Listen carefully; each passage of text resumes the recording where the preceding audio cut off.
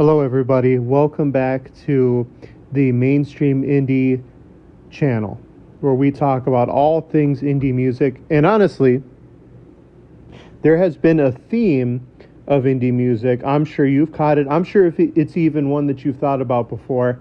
And it's going to start a new series that I want to do because, well, I'm going to get to it in a second. But before we begin, let me just take this time to shout out especially the 393 subscribers, absolutely insane, to this channel. But also you many guests who may be new to the channel. I welcome you as well.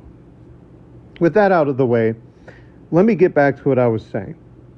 I'm sure you have noticed, I'm sure you have thought about many a times that with, it seems like indie artists, it only takes one thing to make or break that artist. It seems like a lot of times indie artists or smaller groups of music that don't get, national or even worldwide attention are just so close or on the cusp of it, or another group steps in and steals the spotlight from them. I will pre-warn you on this, that is not going to be what this story is about. I don't think Fall Out Boy did that to Motion City Soundtrack. I'm just going to get to in a second why I think I picked these two groups in particular to swap places, and why it's almost plausible and possible that Motion City Soundtrack could have gotten the big recognition that Fall Out Boy did, but sadly, or not so sadly, a lot of times too, indie artists are okay with not getting the spotlight. But I do believe a lot of them wouldn't have minded with their group getting bigger than what it ended up being. And that's just, that's how the music world is, right? You have so much talent, but sadly, a lot of times the talent is not recognized for what it could be. Now, I picked these two groups in particular, right? Motion City Soundtrack and Fall Out Boy. Both bands being from the Midwest of the United States, one from Minneapolis, Minnesota, and the other from around Chicago, Illinois. That being Fall Out Boy, excuse me. And so, I picked them, and I kind of just wondered, with both of these kind of pop punk bands, what would have happened if Motion City got the recognition that Fall Out Boy did, and vice versa, what would happen to Fall Out Boy if they did not get the recognition and kind of got more recognition like Motion City Soundtrack did. So first I'm going to track out Motion City Soundtrack. They're going to intertwine very briefly in this different timeline, I guess you could say, and then I'm going to end it with what happens to Fall Out Boy if they were to switch places, right? So, in this alternate universe, I guess you could say, Motion City Soundtrack and Fall Out Boy, their beginnings roughly stay the same. Both of them have documented, even, in our real time, how extensively they had to tour to get recognition around their local area. It is pretty much nonstop. And honestly, Fall Out Boy to this day cites the major reason why they broke up, even though it was briefly as a band, as simply tour exhaustion. They said they had to keep going nonstop year after year after year after year because sadly, they noticed that if they stopped performing, the love and recognition that they were getting as a group just kind of started to fade away. And it was just the grind, to be honest, So both of their stories start the same. They just grind, they both tour, and eventually Motion City Soundtrack, wants to make a record, right? They're like, hey, we should do this, we should put something together, we think we got the talent to do so. At the same time, Motion City Soundtrack is like, hey, we have been doing this for a long time, and we should release our very first band, or our very first album, excuse me, right? And so that's what both of their groups do. And I kid you not, in May 2003, Fall Out Boy releases their debut album, From Under the Cork Tree, and Motion City Soundtrack in June 2003 releases I Am the Movie. However, in this alternative timeline, Fall Out Boy's album is not given as much love as their album was. Now, of course, I do know that Fall Out Boy did have a previous album as well, but that is roughly the album that got their recognition a little bit more. I know Take This to Your Grave was much bigger, but 2005's From Under the Cork Tree, not 2003, got much bigger singles. So, anyway, we're focusing on Motion City Soundtrack. Motion City Soundtrack starts in 2003 with I Am the Movie, and it is beloved. It becomes an underground hit, especially in the indie scene, and pop punk was on the rise with many of their fellow peers, including Fall Out Boy, Simple Plan, and MXPX, along with the All American Rejects. See what is happening here in Minneapolis, Minnesota, and say, hey, come on tour with us. Fall Out Boy is starting their own rise as well, as their debut album is doing very well initially. And they go on Warped Tour 2003. Their first few singles, The Future Freaks Me Out and My Favorite Accident, become a pop punk anthem. Many skaters among that time, many punk bands, many people that are into the genre just love those two songs. The Future Freaks Me Out kind of tends to be like a rebel listening to, and My Favorite Accident is kind of like the heartbreak anthem. And they grew exponentially with those two singles really leading the way, and they were considered to be must-see. Now, in real life, this actually happened as well, which is why I tie it into this story. Motion City catches the attention of another touring major punk band of Blink-182, specifically Mark Hoppus. This actually did happen in real life as well. And Motion City's guitar player Josh Kane invites Mark Hoppus to produce their second album. He says to him, hey, listen, you know we got two major singles that are gaining traction, and we really believe that we got something here, and we are going to be huge along the likes of major other upcoming bands such as Yellow Card, such as Good Charlotte, among the time, and maybe even Blink-182 themselves. Fall Out Boy starts to see what's happening as well, and though they don't get any major attention from big acts, they decide to think they have a big enough group and a big enough support from their fans that they will release an album as well. And so that's what Fall Out Boy does. But first, Motion City Soundtrack releases their second album, Commit This to Memory, and it is exclusively promoted, I guess you could say, by Blink-182 as well. In fact, Mark Hoppus and Justin Pierre and Josh Kane become such good friends that they pretty much tour together many times after he produces their album, which is also true as well. Now, Fall Out Boy took a little bit longer for them to make their second album, and Motion City Soundtrack takes advantage of the time that it is taking. They have much more money, and they have much more time to make their second album, Commit This to Memory, and they do not disappoint, as they are able to quickly turn around and release it in June 2005. And because specifically of one single off that album, that whole album is a major success. Commit This to Memory does absolutely amazing, and people, they recognize it. Again, Everything Is All Right, their lead single, and quickly becomes a mid-2000s anthem, quickly rises to the top of not only the indie or the punk music charts, but in the worldwide charts around, first the United States, and then eventually around the world.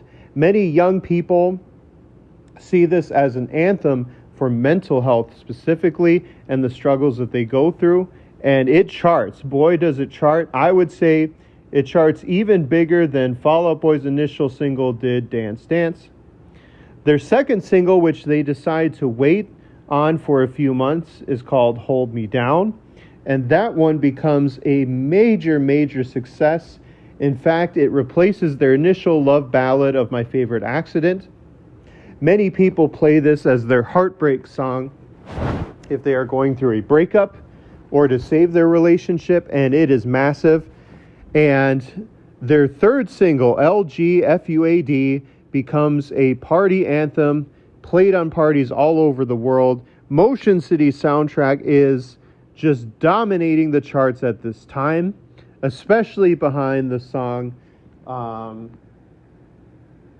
Everything Is All Right.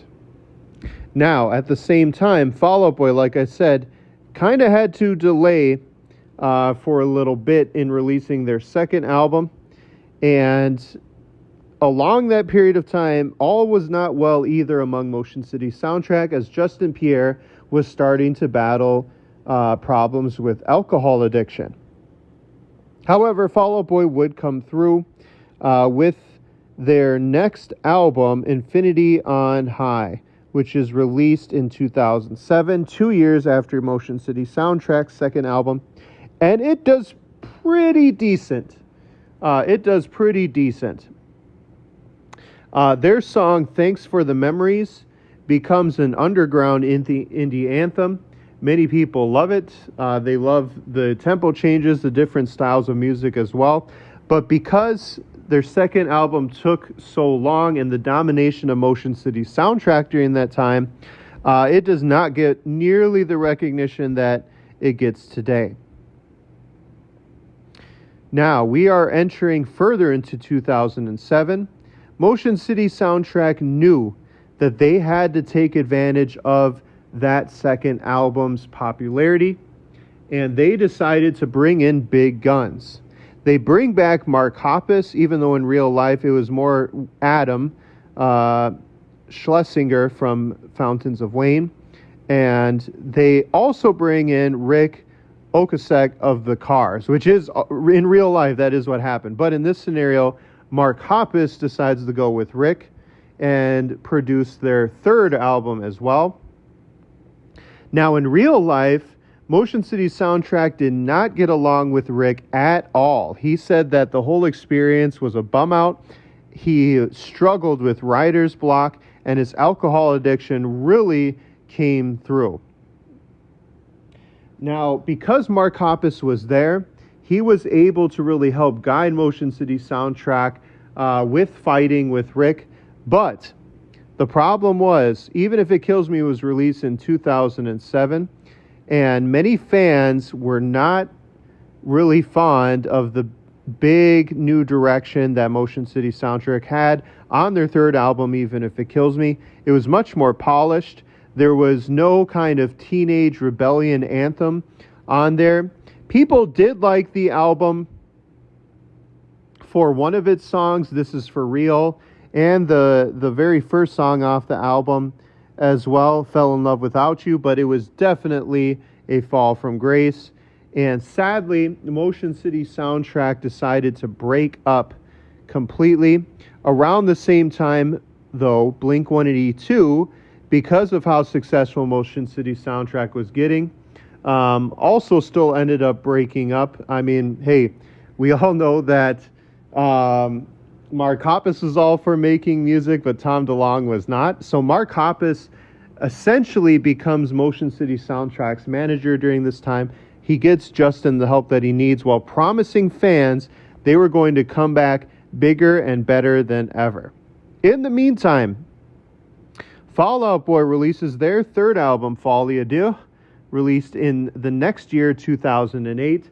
And just like in real life, the fall from grace was there for this album as well. Side note, I love this album. I think it got way too much hate. But anyway, because of the disappointment of that album, Fall Out Boy's story in this alternative universe sadly ends here for now. After their third album release, they decide to break up completely as a band. citing that they did not get the support that they had hoped for during all these years. And with many of their members as well just becoming disillusioned, they break up the band Fall Out Boy. Now, as I said, Mark Hoppus and Motion City Soundtrack have a healthy Justin Pierre and are very excited, promising their fans that their next album was going to be absolutely huge. And the timing could not have been better, as Blink-182 comes out of retirement during that time as well, saying that they are ready to really get back, as they had released their reunion album, Neighborhoods, and they both headlined a major reunion tour, which did happen in real life as well, but of course Motion City didn't get as much recognition. And both of them toured together. It is one of the biggest tours of pop punk history. Motion City Soundtrack is on top of their game, and they release a new album, My Dinosaur Life, in January 2010, and it is their all-time best chart performance, which is also true in real life as well. But this was a massive album in pop punk history. Kind of imagine rivaling it to Save Rock and Roll, Fall Out Boy's album, how big that one was while it was released. Think of that's how big this album got.